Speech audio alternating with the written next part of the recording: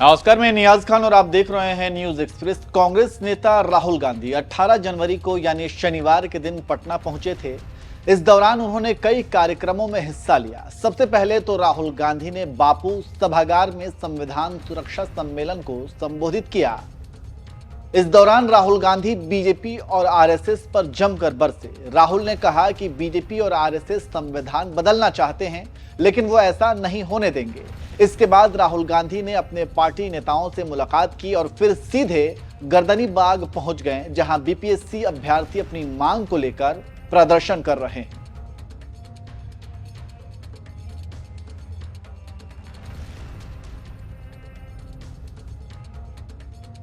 आपने देखा होगा कुछ दिन पहले पटना की सड़कों पर बीपीएससी अभ्यर्थियों के साथ किस तरह से बर्बरता की गई थी। उन्हें पुलिस ने कैसे लाठी डंडों से पीटा था। उनकी गलती यह थी कि वो अपनी मांग को लेकर प्रदर्शन कर रहे थे, लेकिन नीतीश कुमार थे कि वो दिल्ली दौरे पर थे और चुप्पी साधे हुए थे और ये सब कुछ मौन होकर देख रहे थे। सड़क पर छात्र पिटते रहे, लेकिन नीतीश कुमार की जुबान से एक शब्द नहीं निकला था, जिसके बाद छात्र खुद को बेसहारा महसूस करने लगे थे। लेकिन राहुल गांधी जैसे ही पटना पहुंचे तो समय निकालकर बीपीएससी अभ्यर्थियों से भी मिलने पहुंच गए और उनकी समस्याएं सुनी और इसका समाधान निकालने का भी आश्वासन दिया। आप तस्वीरों में देख सकते हैं कि किस तरह से राहुल गांधी छात्रों के साथ जमीन पर बैठे हुए हैं और उनकी समस्याओं को सुन रहे हैं। राहुल गांधी की यह तस्वीर बहुत ज्यादा वायरल हो रही है और कहा जा रहा है कि जिन अभ्यर्थियों को नीतीश कुमार ने दुत्कारा, राहुल गांधी ने उन सबको सहारा दिया। इस खूबसूरत वीडियो को पूर्णिया से सांसद पप्पू यादव ने भी एक्स पर साझा किया है और लिखा, आज देश के नायक राहुल गांधी जी ने बिहार के बीपीएससी अभ्यर्थियों के धरने में शामिल होकर हम सबका सिर फख्र से ऊंचा कर दिया। मैंने उनसे आग्रह किया था कि वह न्याय के महायोद्धा हैं, वह छात्रों की इस लड़ाई को स्वर दें। उन्होंने बिहार के छात्रों की लड़ाई को संरक्षण दिया, उसके लिए आभार। पप्पू यादव के अलावा भी कई लोगों ने इस वीडियो पर कमेंट किया। एक ने लिखा, great work for save democracy. एक दूसरे ने कमेंट किया, उनके जैसे नेता के वहां आने से वास्तव में छात्रों की मांग को बढ़ावा मिलेगा और सरकार पर पेपर लीक को स्वीकार करने और इसे रद्द करने का दबाव बनेगा। मनीष पटेल नाम के यूजर ने लिखा, छात्रों के हक और न्याय की इस लड़ाई में जो भी साथ दे वो सचमुच सराहनीय है। हर जोर जबर के खिलाफ बोलना ही सच्ची राजनीति है। एक और यूजर ने लिखा, राहुल गांधी जी के द्वारा किया जा रहा कार्य सराहनीय है। बीपीएससी के छात्रों को भर्ती किया जाए। एक और यूजर ने राहुल की तस्वीर को साझा करते हुए लिखा, जो नेता जनता और जमीन से जुड़ा होता है वो अपनी जनता के लिए सदैव उनके साथ खड़ा होता है। तो इस तरह से राहुल गांधी ने जैसे ही बीपीएससी के अभ्यर्थियों से मुलाकात की तो लोग सोशल मीडिया पर उनकी खूब तारीफ करने लगे हैं।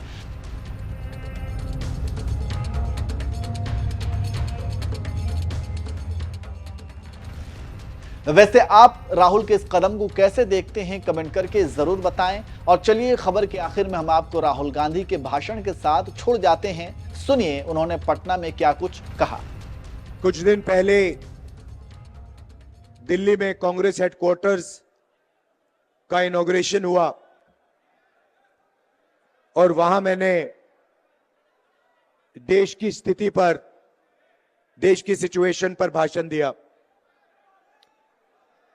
और वहां मैंने कहा कि कांग्रेस पार्टी ने देश की जनता के साथ मिलकर देश को यह संविधान दिया है और हमारा काम इस संविधान की रक्षा करने का है। हर कांग्रेस पार्टी के कार्यकर्ता का काम इस संविधान की रक्षा करने का है। मोहन भगवत जी कहते हैं कि जब ये कॉन्स्टिट्यूशन बना था तब हिंदुस्तान को आजादी नहीं मिली थी, हिंदुस्तान को उसके बाद आजादी मिली है। इसका मतलब मोहन भगवत खुलकर कह रहे हैं कि मैं संविधान को एक्सेप्ट नहीं करता हूं और मैं संविधान के खिलाफ हूं, क्योंकि अगर वो आजादी को मानने के लिए तैयार नहीं है तो इसका मतलब है कि वो संविधान को नहीं मानते हैं और कोने कोने में बीजेपी आरएसएस के लोग संविधान को खत्म करने में लगे हैं, हिंदुस्तान की गरीब जनता को कुचलने में लगे हुए हैं। देश का पूरा धन 20-25 अरबपतियों के हाथ जा रहा है। बिहार को देश की लेबर फैक्ट्री बना दी है। आप मेहनत करते हो, आप काम करते हो, आप जीएसटी देते हो, आप अपना खून पसीना देते हो और पूरा का पूरा धन, पूरा का पूरा फायदा 20-25 अरबपतियों के हाथ नरेंद्र मोदी कर देता है। संविधान की रक्षा सिर्फ कांग्रेस पार्टी का कार्यकर्ता कर सकता है। और मैं आपको एक और बात बोलना चाहता हूं कि यह विचारधारा की लड़ाई है और दो विचारधाराओं के बीच में लड़ाई है, यह भूलिए मत।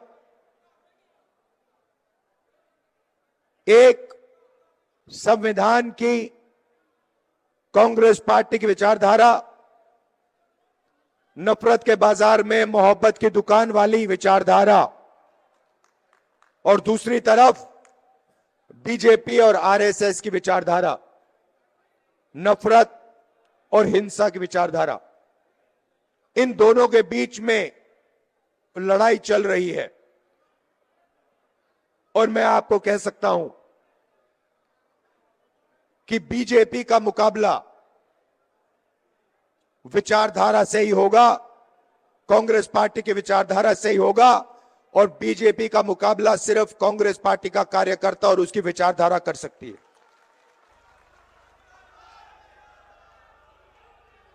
मैंने अपने भाषण में महाराष्ट्र के बारे में बोला।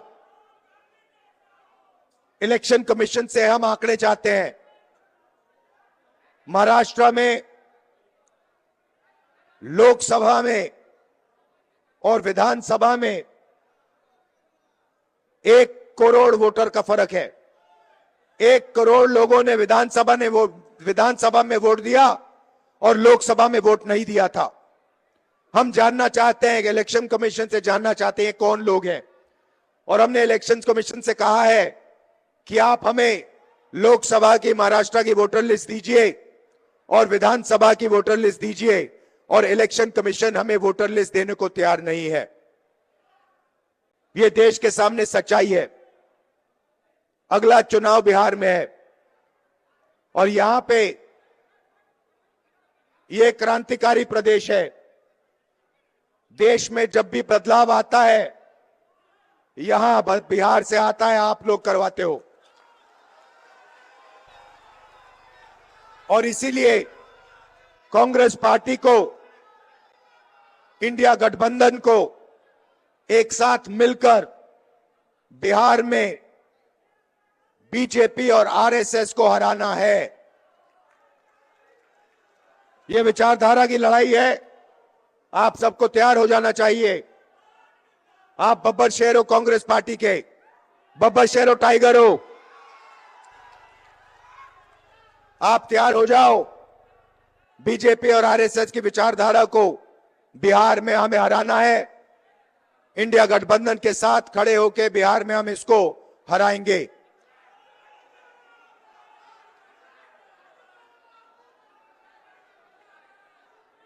आप सब,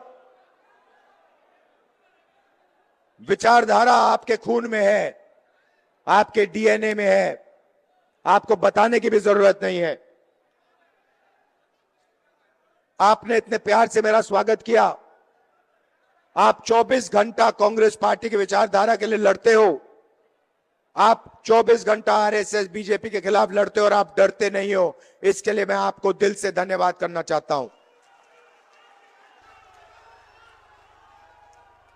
बिहार पेपर लीक का सेंटर हो गया है। यहां पे पूरा शिक्षा का सिस्टम पूरा का पूरा बिक गया है। बिहार में युवाओं को रोजगार नहीं मिल सकता। बिहार में महंगाई बढ़ती जा रही है, गरीब लोग कुचले जा रहे हैं। इन लोगों के लिए कांग्रेस पार्टी को लड़ना है। किसानों के लिए, मजदूरों के लिए, गरीब लोगों के लिए, पिछड़ा वर्ग, दलित, इन लोगों के लिए लड़ना है। माइनॉरिटीज के लिए, सबके लिए लड़ना है। और यहां बीजेपी की विचारधारा को हराना है और कॉन्स्टिट्यूशन, संविधान की विचारधारा को जिताना है। आप सबका बहुत बहुत धन्यवाद, दिल से धन्यवाद। नमस्कार, जय हिंद।